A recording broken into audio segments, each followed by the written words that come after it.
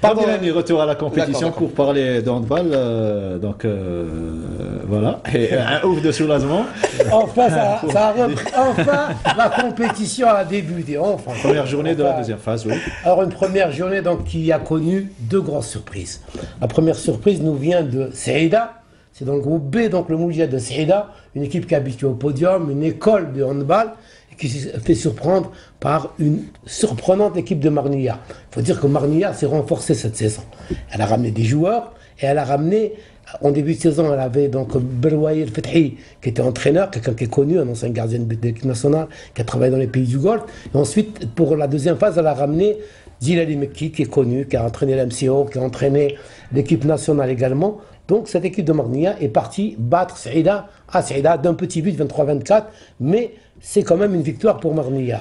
La deuxième surprise nous vient d'El Biyar. Handball Club d'El Biyar, une équipe qui est connue en handball et tout, Msila qui n'est pas connue, qui joue pour sa première saison en Division 1, qui fait un superbe match et qui arrache le match nul au niveau donc d'El Biyar. C'est un bon début pour Msila. El Biyar devra revoir sa copie parce que perdre des points à domicile, ça se compte en fin de saison. Sinon, pour le reste, ça a été conforme à la logique. Et on va suivre ce match que vous avez couvert pour Canal Algérie, El Biyar contre Msila. Sans être d'un haut niveau technique, la rencontre Handball Club d'El Biyar-Msila n'aura valu que par le suspense qui a prévalu durant toute la partie. Il est vrai qu'après 2 mois de trêve, les joueurs des deux formations n'avaient pas le rythme voulu. Jouant à domicile, les El Biyarois essayeront dès le départ d'imposer leur rythme, mais c'était sans compter sur la volonté et la hargne des joueurs de Msila. Et c'est sur un score de parité que s'achève la première mi-temps. En seconde période, on assistera au même scénario, une équipe d'El Biyar courant après la victoire et celle de Msila, qui sentant le bon coup, s'accrochèrent. Msila aurait même pu arracher la victoire si ils avaient un peu plus cru en leur chance. Et c'est logiquement que la fin du match fut sifflée sur le score de 24 partout. Un nul qui arrange beaucoup plus la formation de Msila. El Biyar devra revoir sa copie pour les prochaines journées.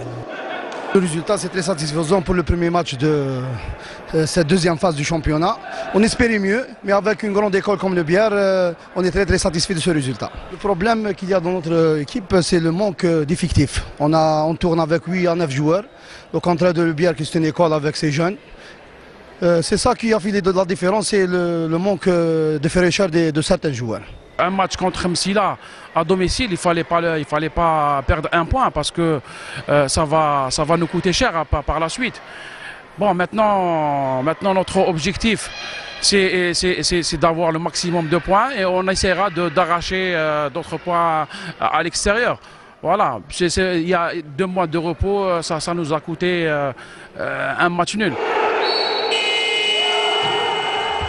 Entraîneur d'El Biyar qui met le match nul donc, sur le compte de 2 mois de repos. Il y a eu une autre belle affiche à Barraqi. À Barraqi, donc 2 équipes qui ont des ambitions identiques, hein, qui veulent être sur le podium. Donc Boufarik qui recevait Borj Barerej. Alors l'originalité dans cette rencontre, c'est que lors de la première phase, Sofiane Hewani entraînait l'équipe de Borj Barerej. Et qu'on voit ici, donc c'est l'équipe de Borj Barerej Jean-Jean. Et pour la seconde phase, Sofiane Hewani entraîne maintenant Boufarik. Donc il connaît bien cette équipe de Borj. Il a déjà entraîné cette équipe de Boufarik. Et je pense, on le voit ici, on le voyait, qui a fait un petit peu la différence. Et donc Boufarik a pu venir à bout de cette équipe de Borj Barerej. Boufarik, donc une équipe qui est en train de progresser, qui est en train de montrer qu'il n'y a pas que le basket à Boufarik, il y a également le handball.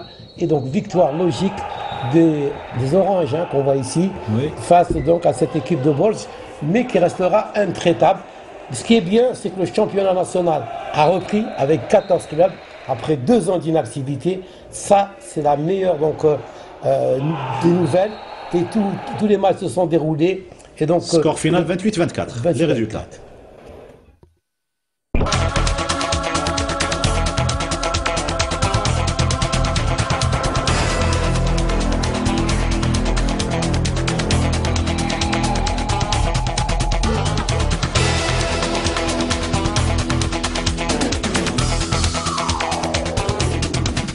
Et sans transition, on passe au championnat féminin avec le déroulement de la 15e journée Nordin Hani. Et il y a eu un beau match entre les universitaires d'Alger et le FS Constantine.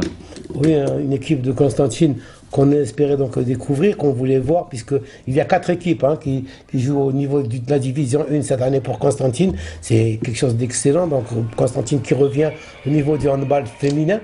Et donc on attendait beaucoup de cette rencontre Ridia FS Constantine, qu'on est en train de voir là au niveau donc sur l'écran. Donc vous voyez le Ridia, ils sont rouges, alors que le FS Constantine est en noir. Et victoire donc surprise, victoire surprise du FS Constantine 25-22. Voilà, 25-22 et tout de suite les impressions de fin de match avec notre collègue de la chaîne Amazir, Melika Chérifi. C'était un match difficile, on a joué dès le début, à fond, mais on a passé en passage à vide. On a su retourner en deuxième mi-temps, mais c'était trop tard. Le match était difficile, mais malgré les difficultés qu'on avait, on a pu surmonter le match. On a gagné, c'est ça le plus important. Le plus important, c'est la victoire. Clôturer donc pour ce championnat féminin, donc c'est un appel qu'on lance à la fédération, c'est un appel qui nous vient des clubs. On est en train de jouer la phase retour, alors qu'il y a des matchs de la phase aller qui ne sont pas joués, notamment le match El Biar, du groupement sportif des pétroliers. Elles sont premières toutes les deux, elles n'ont pas joué le match aller, donc les clubs ont demandé, c'est un appel qu'on lance à la fédération, on va jouer les matchs aller et qu'on continue la phase retour. C'est pas normal qu'on joue une phase retour alors que les matchs aller, notamment ce fameux match qui va départager l'équipe d'El Biar. L'affiche. Je pense que vous êtes d'accord avec moi, monsieur Gouga. L'affiche. Actuellement, parce que ça risque de forcer les jeux. Ça risque de forcer. Donc, qu'on joue le match aller entre El Biar et le groupement sportif des pétroliers, on va savoir qui est premier et deuxième. Voilà. Et le retour ne sera que plus attrayant pour tout le monde. Voilà le message de Nordin Hani à la Fédération algérienne de handball.